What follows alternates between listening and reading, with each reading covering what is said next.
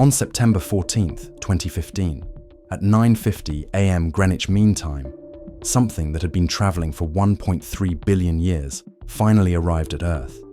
It was not light, it was not a particle, it was a ripple in the fabric of reality itself.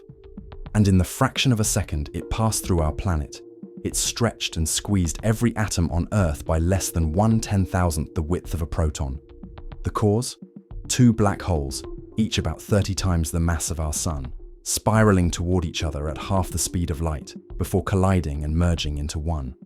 In the final 0.2 of a second of that collision, more energy was released than all the stars in the observable universe produce combined, and all of it happened in complete, utter silence and darkness. This is what happens when two black holes collide, and what we have learned about the universe because we finally learned how to listen. In 1916, Albert Einstein published his general theory of relativity. Among its many predictions was one that seemed almost too strange to be real, that accelerating masses could create ripples in space-time itself, traveling outward at the speed of light like waves on a cosmic pond. Einstein called them gravitational waves, and then, almost as quickly as he predicted them, he declared that they would probably never be detected. The waves, he calculated, would be vanishingly small. Even the most violent events in the universe would produce ripples so faint that no instrument could ever hope to measure them. For nearly a century, Einstein appeared to be right. In the 1970s, physicists Joseph Taylor and Russell Hulse found the first indirect evidence for gravitational waves. They discovered a pair of neutron stars spiraling toward each other, losing energy at exactly the rate Einstein's equations predicted they would if they were radiating gravitational waves. This earned them the Nobel Prize in Physics in 1993. But no one had ever detected the waves directly. That is, until three physicists named Rainer Weiss, Kip Thorne, and Ronald Drever dreamed of building something that Einstein would have thought impossible. An instrument sensitive enough to detect a change in distance 1/10,000th the diameter of a proton. They called it LIGO. The Laser Interferometer Gravitational Wave Observatory. To understand how we detect black hole collisions, you first have to understand how absurdly difficult the task is. Gravitational waves compress and stretch space as they pass. When a wave from a distant black hole collision reaches Earth, it changes the distance between objects by an amount so small that it defies comprehension. The signal from GW 150914, the first detection, changed the length of LIGO's 4-kilometer arms by less than 1/10,000th the width of a proton. To put that in perspective, if you scaled up LIGO's arm to stretch from Earth to the nearest star outside our solar system, the change would be equivalent to the width of a single human hair. LIGO achieves this impossible measurement using light. Each LIGO detector is an L-shaped instrument with two arms, each 4 kilometers long. A single laser beam is split and sent down both arms, bouncing between mirrors approximately 300 times before returning to a central detector. Under normal conditions, the two beams are perfectly timed to cancel each other out. No light reaches the detector. But when a gravitational wave passes, it stretches one arm while compressing the other. The beams become slightly out of sync. Light that should cancel instead creates a flicker, a signal that something has disturbed the fabric of space-time. The mirrors are among the smoothest objects ever created, polished to within 1/60th the width of an atom. They hang suspended on glass fibers to isolate them from vibrations. The vacuum inside the tubes is so complete that there are fewer molecules per cubic centimeter than in outer space. Everything about LIGO is designed to eliminate noise. Seismometers detect every earthquake, every passing truck, every ocean wave crashing on shores thousands of kilometers away. All of these disturbances are filtered out, leaving only the faintest whispers of the cosmos. And on September 14th, 2015, just days before the official start of its first observing run, LIGO heard something. The signal arrived at the Livingston detector in Louisiana first. 7 milliseconds later, exactly the time light would take to travel between the two facilities. It arrived at Hanford, in Washington state. It lasted just 0.2 of a second, but in that brief moment, the instruments recorded a distinctive pattern, a rising chirp, sweeping upward in frequency from 35 Hz to 250 Hz, before suddenly cutting off. When converted to sound, it sounds like a quick whoop, the unmistakable signature of two massive objects spiraling faster and faster before colliding. The researchers could hardly believe what they were seeing. The hair on my arms stood up, one scientist recalled. From my data quality shift, I knew what a real signal would look and sound like, and there it now was on my screen. For months, the team worked in secrecy, testing and retesting, making absolutely certain this was not a glitch, not a test injection, not an earthquake or a passing truck. LIGO had conducted blind injections before, fake signals to test whether the team could detect them, and some worried this might be another drill. It was not. On February 11th, 2016, the LIGO collaboration announced to the world they had directly detected gravitational waves for the first time in human history. The waveform matched the predictions of general relativity with extraordinary precision. Two black holes, one about 36 times the mass of our Sun, and one about 29 times, had spiraled together and merged approximately 1.3 billion years ago, when multicellular life on Earth was just beginning to evolve. The gravitational waves from that collision had been traveling across the universe ever since, finally reaching Earth on an ordinary Monday morning. So what actually happens when two black holes collide? The story begins billions of years before the collision itself. Most black hole binaries start as pairs of massive stars, each perhaps 20 to 50 times the mass of our Sun, born together in the same stellar nursery. These stars live fast and die young, exhausting their nuclear fuel in just a few million years before collapsing. When their cores can no longer support their own weight, they implode in supernova explosions, leaving behind black holes. If the pair survives both explosions, if they are not flung apart by the violence of stellar death, the two black holes find themselves locked in a gravitational embrace. They begin to orbit each other, spiraling slowly inward. At first, the in-spiral is achingly slow. At separations of millions of kilometers, the black holes might orbit each other for billions of years, gradually losing energy by emitting gravitational waves so faint that no instrument could ever detect them. But as they draw closer, something remarkable happens. Gravitational wave emission is extraordinarily sensitive to distance. Cut the separation in half, and the rate of energy loss increases by a factor of 32. As the black holes spiral inward, they emit ever more powerful waves, which causes them to spiral faster, which causes them to emit even more waves. The process accelerates exponentially. In the final minutes, the black holes are whipping around each other hundreds of times per second. In the final seconds, they reach orbital velocities approaching half the speed of light. Space-time around them becomes so violently distorted that our everyday concepts of space and distance lose all meaning. And then, in a final fraction of a second, they touch. The merger itself is one of the most violent events in the universe. In the final 5 orbits of GW 150914, the two black holes converted roughly 3 solar masses, the equivalent of 6 trillion kilograms, entirely into gravitational wave energy. The peak power output reached 3.6 times 10 to the 49th watts. To understand how much energy that is, consider this. It was 50 times greater than the combined light output of every star in the observable universe. All 100 billion galaxies, each with hundreds of billions of stars, were outshone by 2 city-sized objects crashing together 1.3 billion light-years away. And yet, despite being the most energetic event since the Big Bang, it produced no light. No radiation we could see with telescopes. All that energy went into shaking the fabric of space-time itself. Computer simulations show what happens in those final moments. The event horizons of the two black holes, the boundaries beyond which nothing can escape, draw together and touch.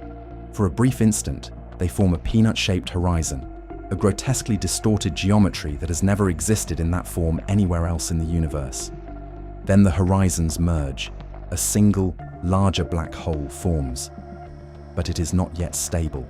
The newly formed black hole is asymmetric, bulging and wobbling like a struck bell. It rings at specific frequencies determined by its mass and spin, emitting gravitational waves as it settles down. Scientists call this phase the ring down. Within milliseconds, the black hole has relaxed into its final state, a perfectly spherical, or, if spinning, slightly flattened, object described by just two numbers, its mass and its spin. All the complexity of the collision, all the chaos of the merger, distills into perfect simplicity. In 1971, Stephen Hawking proved something remarkable about black holes.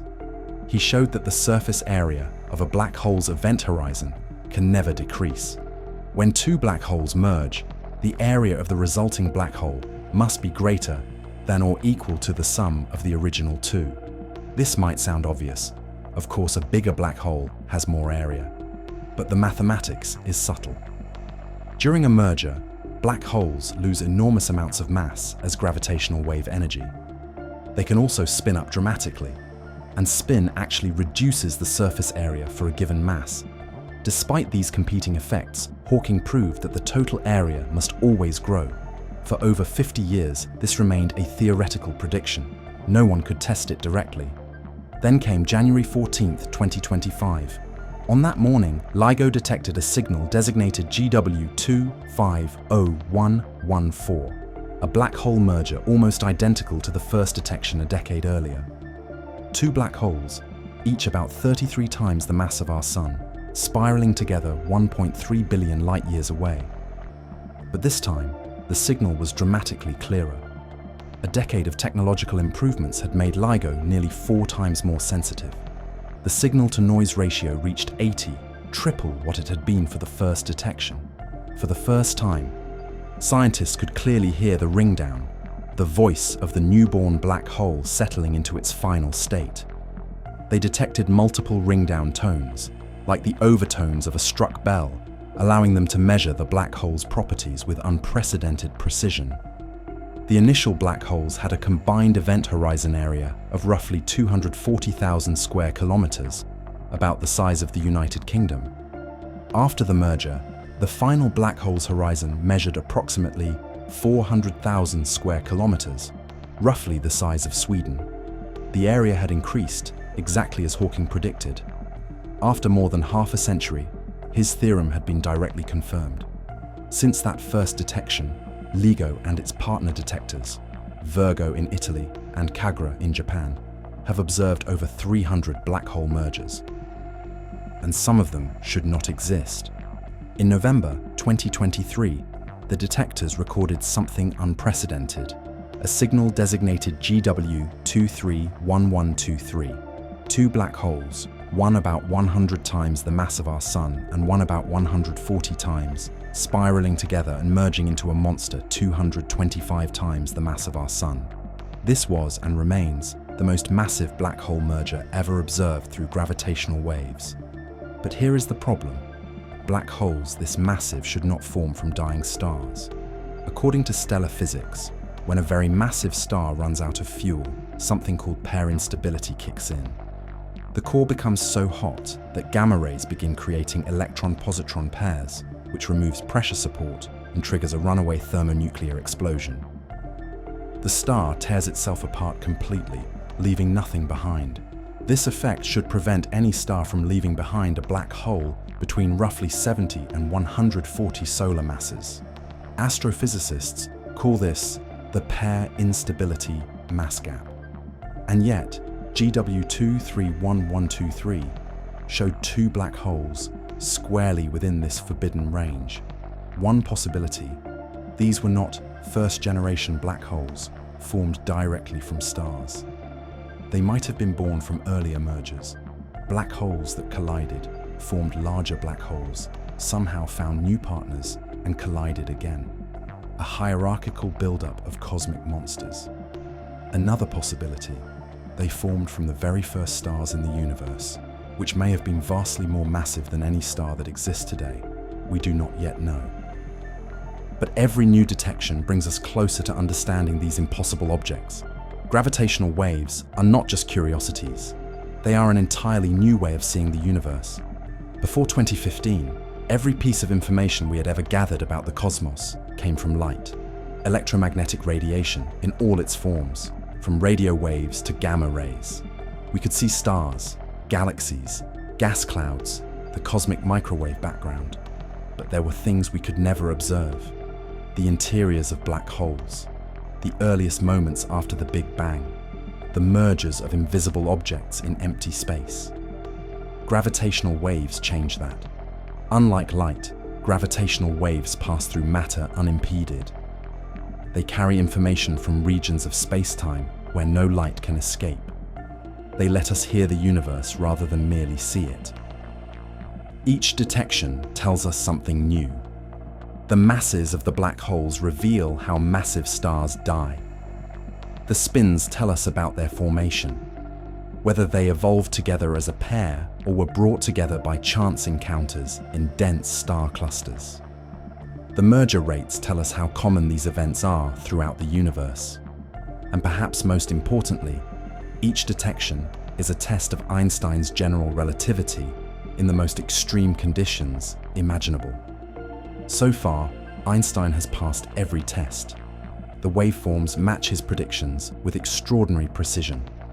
The ring-down frequencies match the theory. Hawking's area theorem holds. The speed of gravitational waves equals the speed of light to within 1 part in 1,000,000 trillion, a theory written down over a century ago using mathematics alone, correctly describes collisions between objects that Einstein could never have imagined detecting.